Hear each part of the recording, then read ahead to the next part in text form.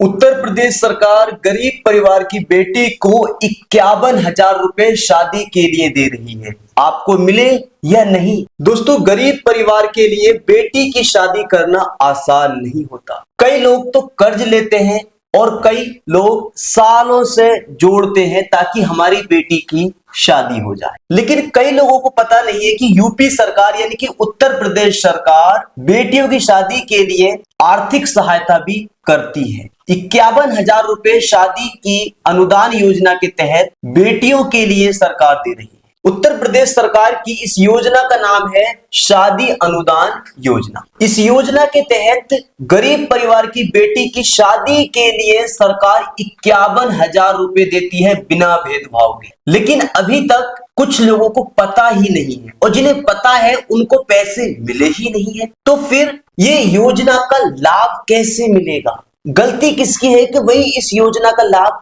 नहीं मिला? गलती है हमारे गांव के मुखिया की, जो इलेक्शन के टाइम हाथ जोड़ जोड़ के आते हैं हमारे पास, कहते हैं वही हमारा ध्यान रखना, हमें जिताना। हम उनको जिता देते हैं लेकिन वो 5 साल तक हमारे लिए काम ही नहीं करते।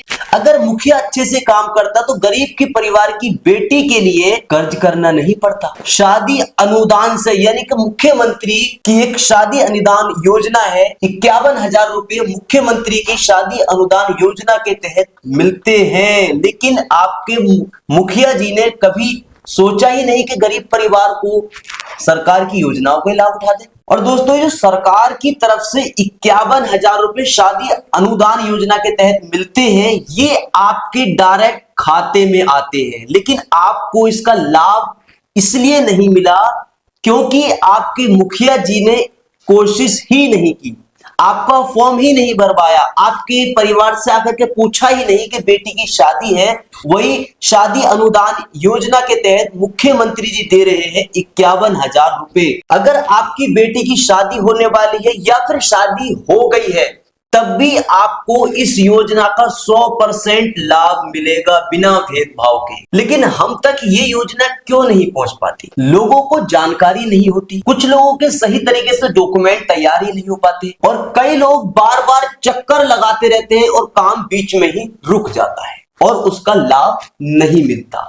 कमी किसकी है? हमारे गांव की मुखिया की, क्योंकि गांव का मुखिया होता है जिम्मेदार हमारे गांव के लिए। अगर गांव में कोई प्रॉब्लम है या फिर शादी है किसी बेटी की, तो प्रधान को आगे बढ़ना चाहिए और कहना चाहिए वही इस योजना के तहत आपको इतना लाभ मिल सकता है। शादी अनुदान योजना के तहत सरकार बिना भेदभाव के 51,000 रुपए देती है। लेकिन आप तक इसलिए नहीं पहुंचे क्योंकि आपके गांव के प्रधान जी ने कभी कोशिश ही नहीं। अब मैं इस योजना के साथ गांव के प्रधान जी का नाम इसलिए ले रहा हूं क्योंकि वही यूपी में इलेक्शन आ रहा है ग्राम पंचायत वाला। अब घर घर जाएंगे, वही हमारा ध्यान रखना, हमारा ध्यान रखना। जिन मुखिया जी को आपने चुना था, जिनका ध्यान रखा था, अब उनसे आप सवाल करना कि भाई आपने वादे किए थे, आपने वादे पूरे ही नहीं किए, हमारे गांव के लिए आपने सोचा ही नहीं। अब वो कहेंगे हमने सोचा, लेकिन वो लोग कहेंगे हमने नाम दे दिए हैं, अभी थोड़ा टाइम लगेगा। तो उनकी बेफालतू की बातों में